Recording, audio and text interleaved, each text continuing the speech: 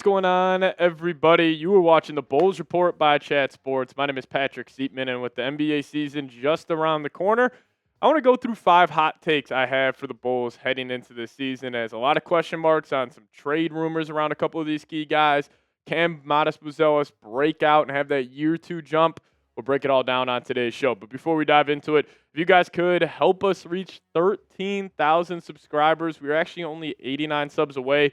So if you guys want more Bulls content, if you guys want more Bulls YouTube videos and just more Bulls stuff on your timeline, hit that subscribe button today. We just need 89 more of you guys to hit that subscribe button. So hit that sub button today if you guys have not already.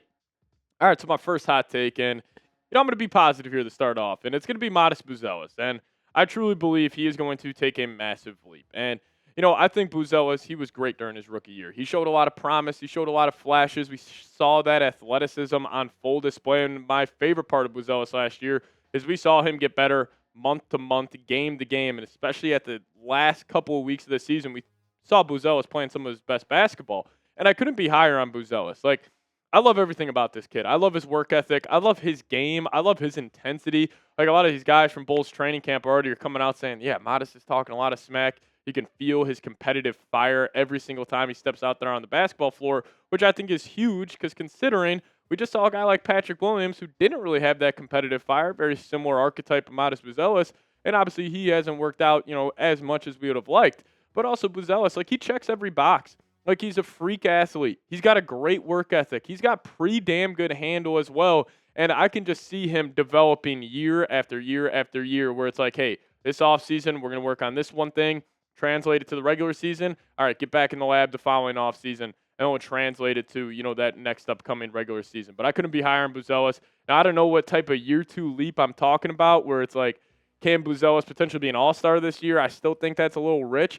But I could see him being maybe a 19-5-5 guy with giving just elite defensive play every single game. And, I do have a couple of comparisons, like ceiling comparisons, best case scenario for Buzelis.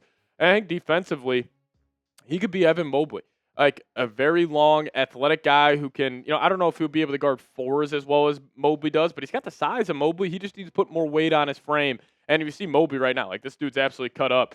I can assume Buzelis will eventually get to his point where his body looks somewhat like Evan Mobley. So I see him defensively in him. But then also offensively, he reminds me of Franz Wagner a whole lot, where it's like that big forward. He's got good handle. He's just got a great natural feel when he's attacking the paint.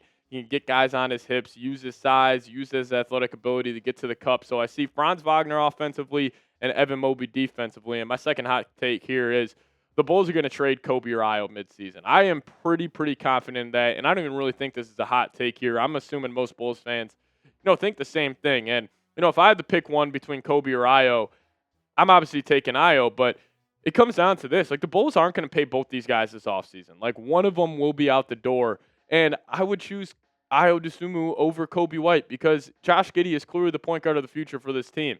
And are you going to have 2 offensive-minded guards? That just doesn't work. We saw in the NBA playoffs this past year. If you can't guard, you will get played off the court.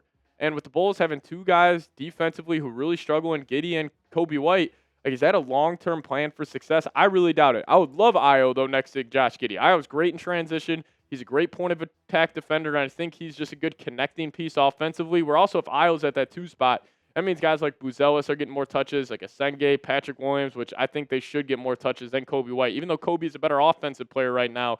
But I just think Coby, overall out there on the basketball court, how much of a positive is he since he is so bad defensively? And even Coby, in the play-in tournament last year, past 2 seasons, frankly, against Miami Heat, he has been the biggest reason why the Bulls lost those games. Don't forget, Coby was 5 of 20 with 7 turnovers in the play-in game against Miami Heat. He had that one good play-in game against the Atlanta Hawks, but the 2 after, he has really struggled. So I'm keeping Ayo Dosunumu here, but you guys let me know. Give me a 0 for Coby White or give me an 11 for Ayo. I think this is pretty easy for me. I just like Ayo, what he does defensively, and I think we're seeing a shift in the NBA where it's if you can't guard, you can't play. And Coby can't guard, Josh Giddey can't guard, so you're going to have 2 guys in your backcourt who can't defend whatsoever. That's why I'm keeping Ayo over Coby. I'm going to give more positivity here. And Josh Giddey. I think Giddey's going to be a borderline all-star this season. And I don't think he'll eventually crack that Eastern Conference guard rotation for the all-star game. But I think he's going to put up some great numbers. And if the Bulls are somehow a feisty team sitting around 500 and maybe Giddey goes out there and he's averaging like 19, 9, and 9 potentially, like, yeah, he can make a solid case to be an all-star this year. Also considering Damian Lillard's out of the conference, Tyrese Halliburton torn Achilles, like there are some open spots for some guards to go and take that spot in the all-star game, but I still think him making it would be a little rich. But hey, man, if he replicates what he did post all-star break, he'll 100% be an all-star. Like, if he goes out there and averages 21, 10, and 10 damn near for the first half of the season, that all-star game will come around, and Giddey might damn near be a starter if he puts up those numbers, shooting 45% from three. So I think he should put up good numbers this year. I'm just also not too sure with Josh Giddey if he would ever make the all-star team. Let's just say the Bulls are bad this season. Like, I could see the Bulls more likely than not. They don't have an all-star in the Eastern Conference, but we'll see. Even more positivity, probably the most positivity with this fourth one. I'm going to go Patrick Williams gives Bulls fans hope. And I'm not saying he's going to take a massive jump where, we're talking about him potentially being an all-star this year. No. I'm talking about him just being a solid role player in the NBA. And, I am a fan of Patrick Williams. Like, I like his personality. I like who he is. Now, is he too passive out there on the basketball court? 110%. But what if Patrick Williams is just a late bloomer? What if this is just going to take some time to get his legs under himself, get more accustomed to the NBA style? Because clearly this guy, I mean, you can see him up on screen right now. Like, this guy's an athletic freak. He's 6'10", super long wingspan. He can knock down the three-point ball at a decent enough level. And if he could just be a solid 3-and-D guy, I think he could live up to that $18 million per year contract. But he's got to be better than what he has. And the most concerning part about P-Dub is just we haven't seen, jumps year to year. He's honestly gotten worse, like especially from his 2023 season to the 2024 year.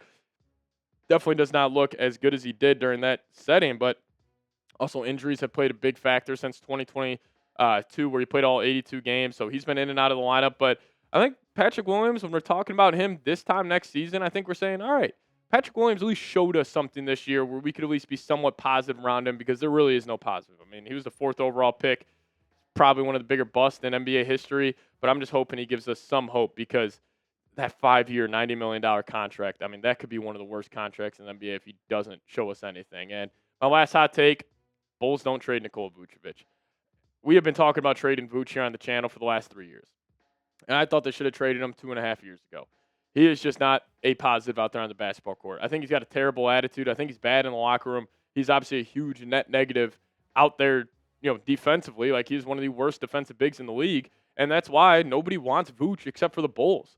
Like, should that not be a red flag for the front office, or am I tripping here?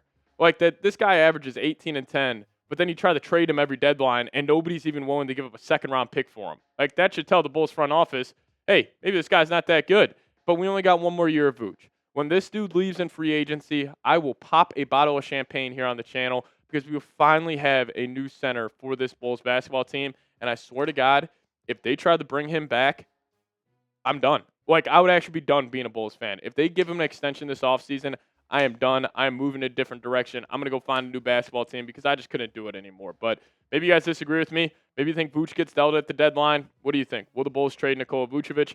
Give me a T for trade. Give me a P for pass. You guys drop your thoughts down below in the comment section. And also, while you're answering that question, hit that subscribe button on your way out. Closing in here on 13,000 subscribers. So if you guys haven't hit that sub button just yet, change it. Subscribe to the channel today. We'll see you guys next time. Go Bulls.